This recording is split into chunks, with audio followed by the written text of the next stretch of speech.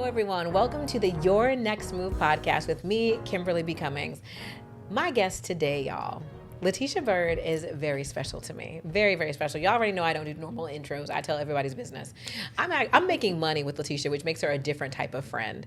I got a contract this year, and I needed help to execute it. And I was like, who can I call who I know, like, and trust? And when you have a friend that you can make money with, that's already a different tier of friend. She is a CEO of Perfeqta, which is a talent agency where she goes into corporations to really help build high-performing, inclusive teams. One of my favorite things that she does is she has a club called Career Chasers with over 500 women of color. If you follow her on the gram, these women who go through Career Chasers make money. They negotiate high salaries. What was the number that you said, like, over the last year? You put it up recently, I think.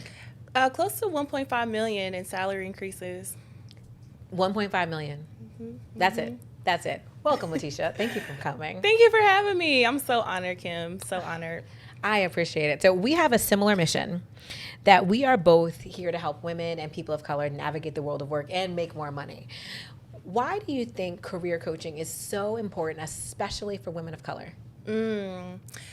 Ooh, how much time do we have? We got a long time, whatever time you need.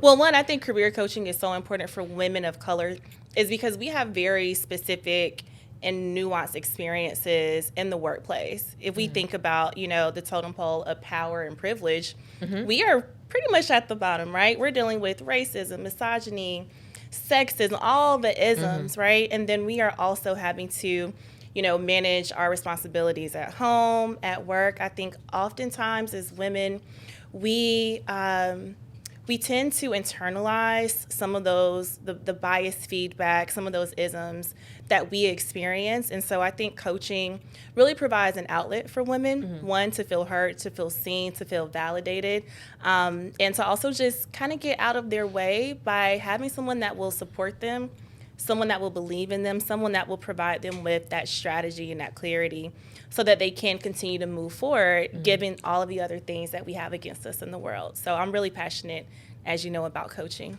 Yes, and I think so many times for women of color, they don't know what they don't know, right. And we're taught to bootstrap it. Right. I know my dad always said, like, Kimmy, get on that horse, stay on the horse, and plow forward. Yep. Do what you need to do, and don't care what anyone else says you can or cannot do. Right. It is your job to kill it. Literally, he was just like, be excellent. And we're taught that if you apply to the jobs, like, it'll happen. Yep. If you do the good work, you will get promoted, but that's not the case. Not at all. Not at all. So what would you say is a flag for a woman, any woman of color listening right now, woman or woman of color, honestly, that means, like, you need to hire someone, like, you need a career coach? What is that flag that you should be like, ooh, now's the time? If you, that's a good question, one. Let's say you're looking for jobs, right? And you're going through jobs and you're like, okay, I don't meet that qualification, I don't meet that requirement, I think I can kind of do it, and you're starting to doubt your own abilities, I think that is a very clear indicator that it is time to hire a career coach.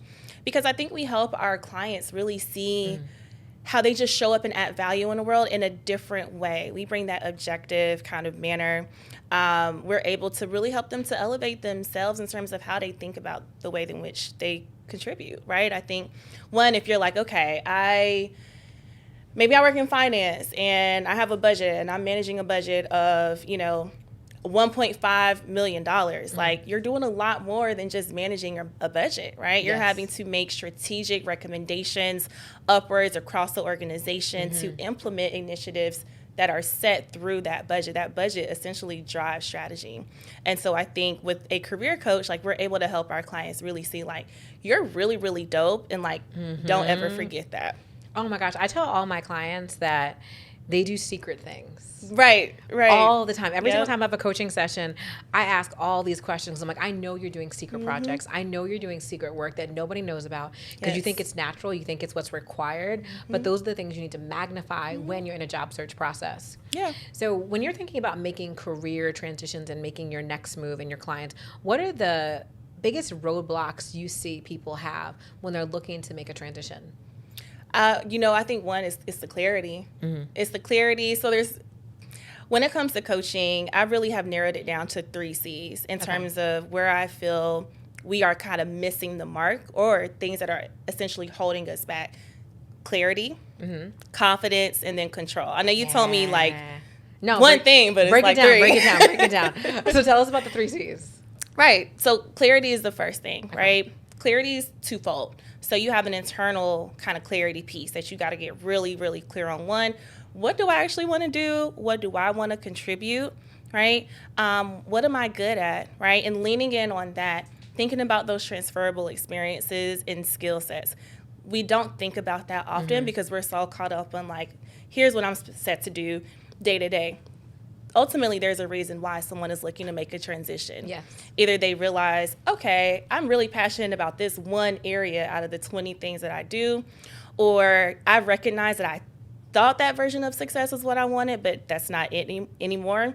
So that's the internal clarity. I think the second piece of that is tying those strengths, those abilities to what these companies and jobs are actually looking for. Got it. Right? The second C is confidence. So once you like truly understand that clarity piece, you should have the confidence to really be able to talk about the things in which you do and you do well.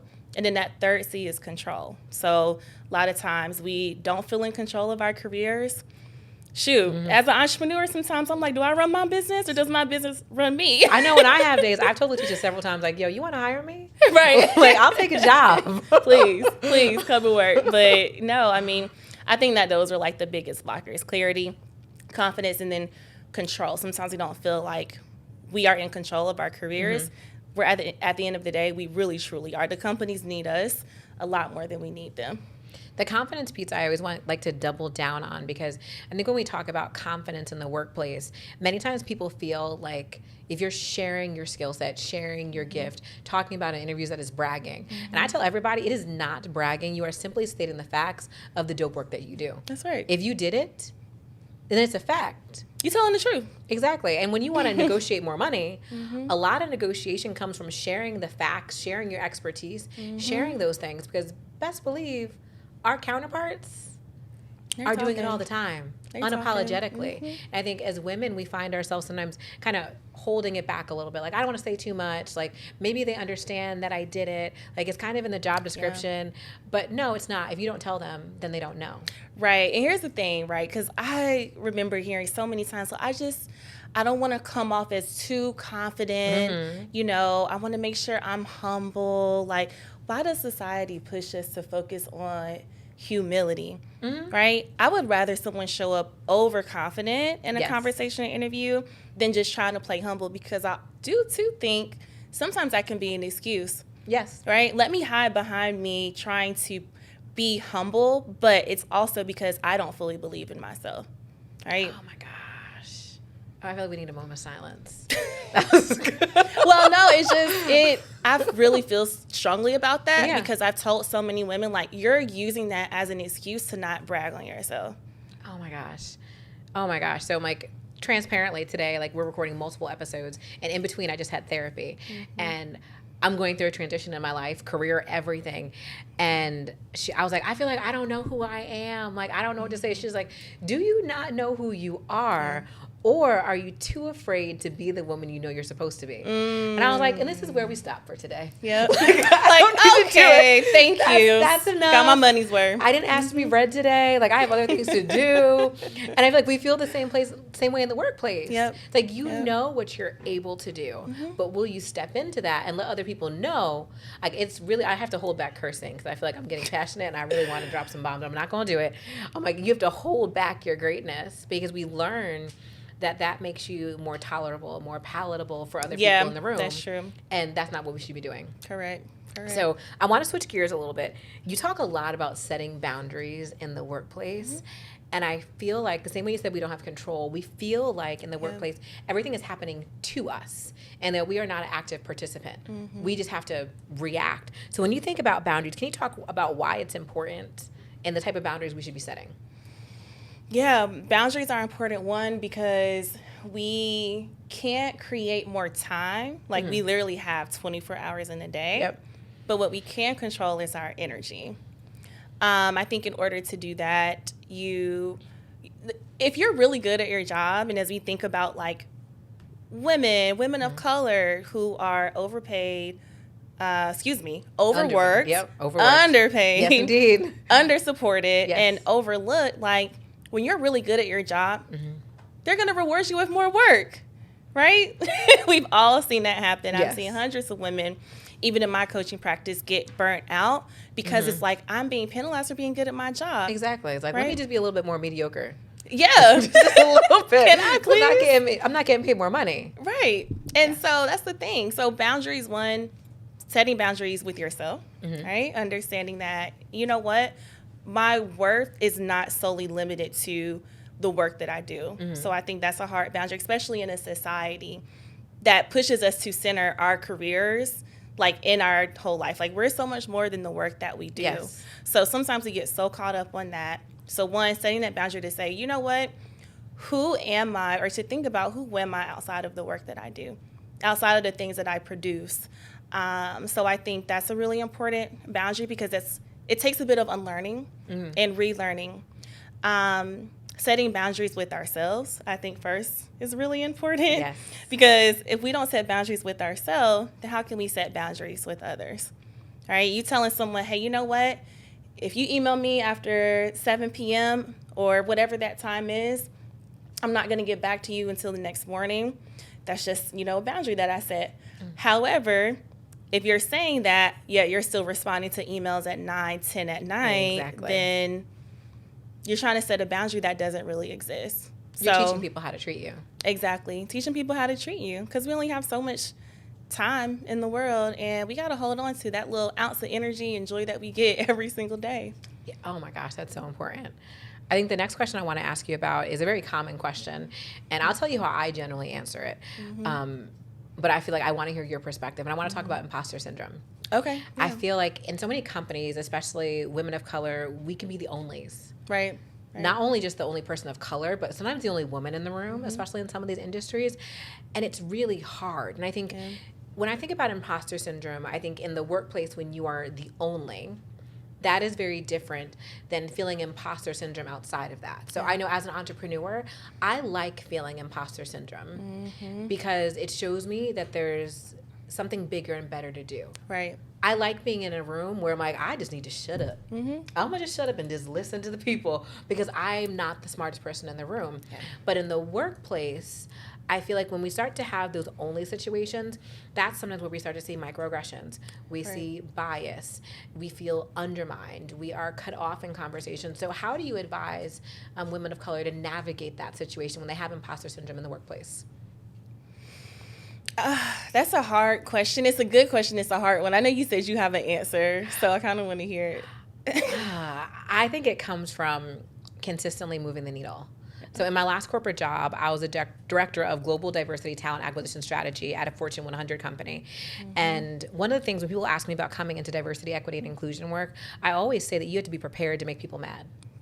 Yeah, that's a fact. It's hard. People are not going to like you. If everybody at your company likes you and you're doing DEI work, you're not doing a good job. Oh, no. You should be ruffling feathers every day. So for me, I always try and think about if it's a situation where I am the only and I feel like I don't belong in that room, how can I create allies? How can I socialize my work? How can I build relationships? But I do think that only works if you're not seeing microaggressions and bias. Once you have microaggressions and bias, you have to decide, how are you going to advocate for yourself? Are you going to go the HR route? Is this innate to the culture and it's time for you to get out? Like, what are the options? It depends upon how you feel and what you're actually experiencing every single day. Yeah. It's complex. I think it's a case by case. Like, that's when you need individual coaching. I agree. I think coaching, therapy, yes, right? Yep. Yes, indeed. So I have a few Black women that I coach who are in senior leadership roles, and they typically are the only. And one thing that we talked hard about is showing up to these meetings over prepared, right? Like making sure that you speak up. So there's like a primacy bias and recency bias that says, if anything in a meeting, you should speak up at the early end or at the end, or excuse me, at the early piece of the meeting or at the end. Yes. So making sure that, one, you're speaking up during meetings, like challenging yourself, like, let me speak up 2 or 3 times. Ask a question, right? I know we get tired of the term piggyback, whatever you want to say, Yes. but piggybacking on someone. Just like Clubhouse. Right, just like Clubhouse, because listen, them folks on Clubhouse, they talk. Let me just add one more thing. It's like, oh, please don't. But in the workplace, you need to. We got to. You have to speak up. If someone tries to talk over you, hey, you know what, Tom? I was actually so close to finishing my statement. I just want to make sure that I bring this back home, or whatever you want to say. So making sure, one, that you're speaking up. You're always prepared. In terms of dealing with actual imposter syndrome, I think, one, reframing that internally is going to be extremely healthy. Yes. One, there is some type of anxiety or emotion around it, right? Is that because you truly care about how you are showing up? You feel like you can do a better job? I would really say, take a look at what's causing that imposter syndrome first. Is it internal? Is it within you? And then set some actual tactical strategies to overcome that, or to say, you know what, if I speak up 3 times in this meeting, I am going to buy myself some chocolate, or, you know, just, we can go big. We can do a bag. And I think there's also something that I've studied lately is the evolution of self-advocacy. Yes. Right. Some of us don't really like speaking up in general, right? Something that you know about me is that I'm very direct in business, but on personal, I'm like a little timid, shy, right? So I'm challenging myself, and I'm finding myself like needing to channel like business Latesha in my personal life. Yeah. And so when I do that, I commit to it, and then I reward myself for that. So thinking about the evolution of self-advocacy, it could be, you know what, if I typically don't self-advocate, I'm going to ask my partner, or I'm going to speak up to, I don't know, a parent or someone in your personal life, right? Then you might say, you know what, I am going to advocate for, I'll just start with speaking up in a meeting once, then twice, then 3 times. Oh, now I'm actually going to speak up to lead a team meeting. I'm going to speak up to lead an initiative. Next thing you know, you meet with the CEO negotiating for a whole promotion or whatever it is. So I think, it takes time to build up to it. It's a muscle. I think so many times, and I just had a conversation about this earlier today, when it comes to diversity, equity, and inclusion work, these companies are looking for the end result when they haven't done any of the work. Yeah. They want to have the transformation that takes years overnight just because they did one training.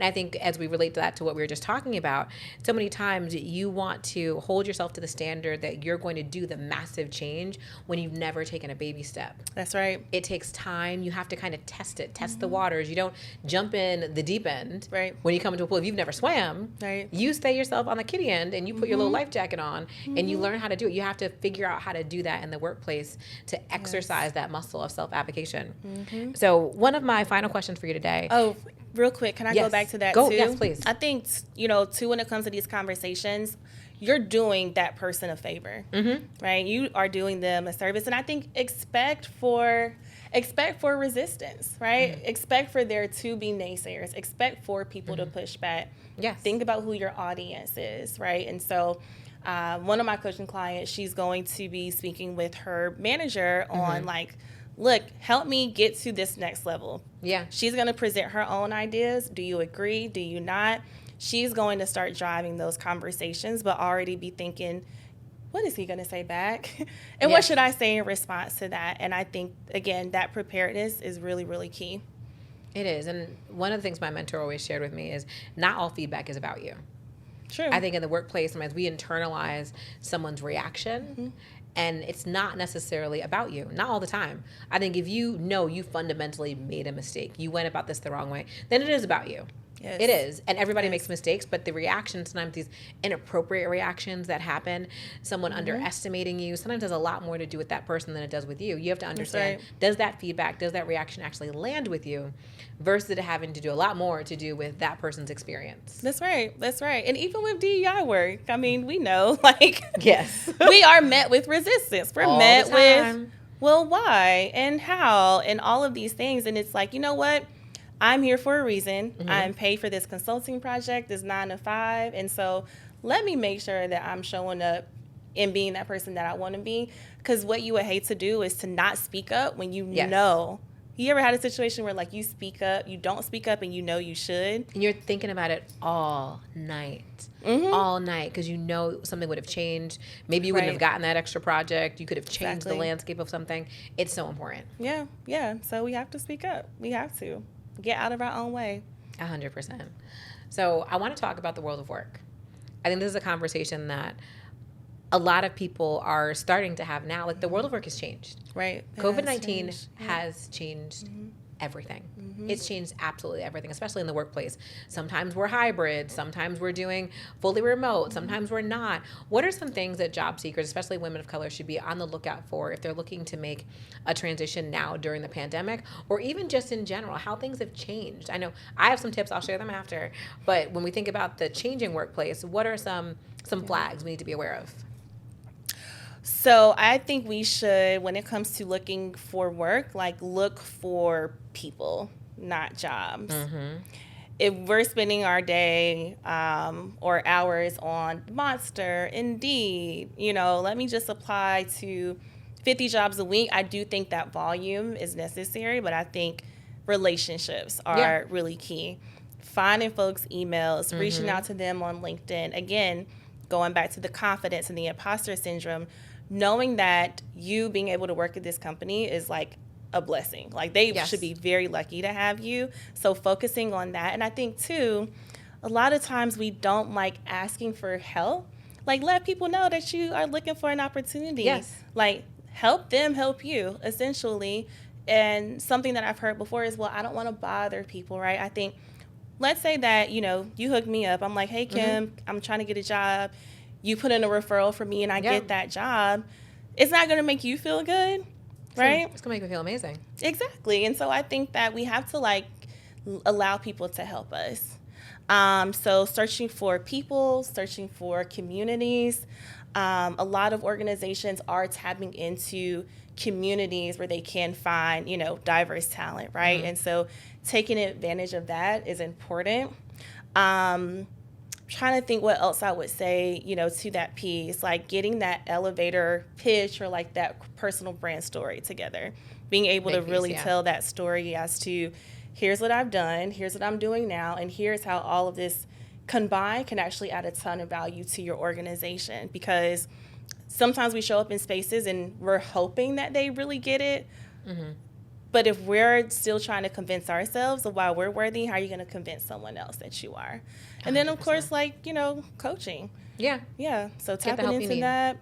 Tapping into these companies' referral programs. Because some of these companies are paying their employees like $5,000, $10,000. Shoot, if my company did that, listen, come on. I'm going to let you get a job. You get a job. I'm referring everybody, right? So I think one is just relationships. I can't emphasize that enough. I love that. I think the only things I would add, so one thing is that during this time where work is changing, I think a lot of people are frustrated. They are anxious. They are upset that things aren't staying the same. However, I think it's an opportunity. If you are a high-achieving professional, and I always say if you're listening to this podcast, you are a high-achieving professional because no one listens to career content just for fun. You want to do something. Use this as an opportunity. When you can solve creative problems amidst the mess, you want to make more money? That's going to happen. You want a promotion? That's going to happen. You have a unique opportunity. So while it may be overwhelming because so much is happening, so much is changing, it is a phenomenal opportunity to stand out and go against the grain. Yes. Change, when you think about the companies and startups that are founded during a recession, during tough times, those are some of the best tech companies who are still standing today, and they came out of a mess of a time to solve a creative problem. And I think when it comes to virtual and hybrid work, you have to be intentional about your career. I think we relied way too much on things happening in the workplace every single day. Yes. We relied so much on my leader will see me, or they physically see what I'm doing, or I'm going to run into this person in the elevator. And now that we're remote or hybrid, companies are hiring people who aren't at the home base, even if you're in the office anymore, because they've gotten more flexible. Or you're only going to be in the office on Monday, Wednesday, but the person who you really want to reach is in the office on Tuesday, Thursday. You have to be intentional about making the career moves that are in support of what you'd like to do. It's not going to happen by accident. And this is exactly what we talked about earlier. But now being virtual and hybrid, it's definitely not going to happen if you don't put some intended effort into what you want to do. So I would just think about your plan. Like we both talk about career planning all the time, career strategy.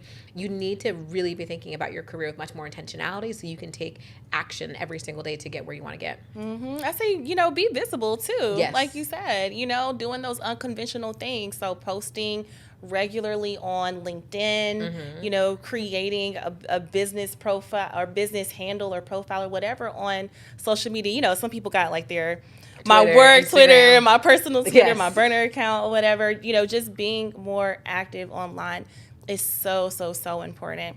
I often hear people say, well, I'm not really a social media person, or I can go on LinkedIn right now and I can find 10 people that have the job that I would want.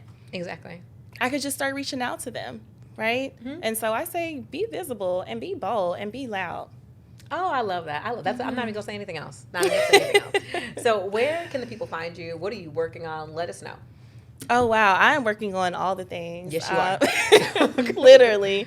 Just hired my 3rd full-time employee. So, yeah, working with some amazing clients in Q4, on some DEI road mapping work. We are looking to grow career chasers in our community to hopefully 1,000 next year. Yes, indeed. But you can find me on at Latesha_Byrd on Twitter and on Instagram too. She tweets a lot, y'all. Your tweets are really good. Thank you. You're Thank very you. welcome. I like Twitter. I like words. I'm not a Yes. big picture person. I just follow people. I don't really do anything on Twitter. But I you're follow good her. at Instagram though. Yes, I can do Instagram. So I just want to thank you. I appreciate you sharing your wisdom. I appreciate the work that you're doing with Career Chasers and with your company. You are brilliant. I'm excited to see where you're going to go. Thank you, Kim. Yes, you're very welcome. Have a great day, y'all. The next piece of productivity that I want to talk about is focus time. I've talked about before how as a side hustler and corporate professional, which I did for a very, very long time, I had a lot going on, but I never wanted to deprioritize my business as I was building it. I refused. It was so important to me. And I found that for me, getting up in the mornings was so key.